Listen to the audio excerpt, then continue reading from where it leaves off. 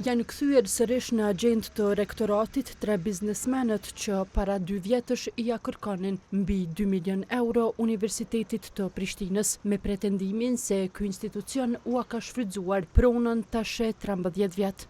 Në oborrin ku gjenden laboratorët e Fakultetit Teknik, ata kanë parkuar disa kamion.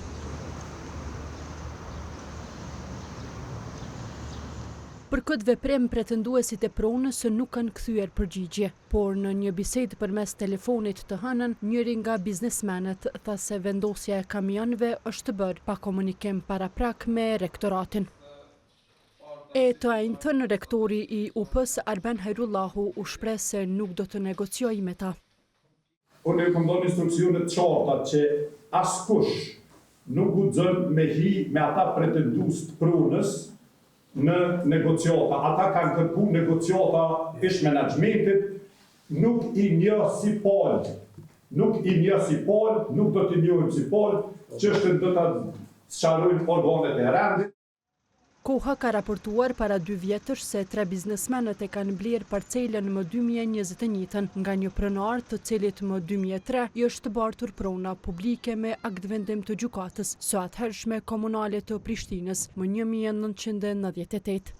Në një raport që e ka nxjerrë vitin e kaluar, Komisioni Parlamentar për Mjedes thuhet se nuk ka asnjë dëshmi që është mbajtur ndonjë seancë gjyqësore. Në raport theksohet se ka dyshime që pronari I parë ka qenë një person fiktiv, me që nuk është hasur në evidencat e regjistrave civil.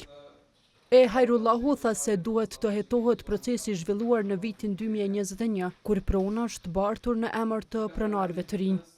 Po para 3-4 vite, aja pronë në mënyrë të suksesshme është përkthyer në certifikat pronësisë komunën e Prishtinës. Kur e lexon raportin e Kuvendit të Kosovës, ato sipas raportit, po them, unë s'ja bëj gjyqin kërkojna, ato ka elemente të krimit të organizuar. Sipas Hajrullahut, kamionët janë hequr nga oborri I laboratorëve pas ndërhyrjes së policisë.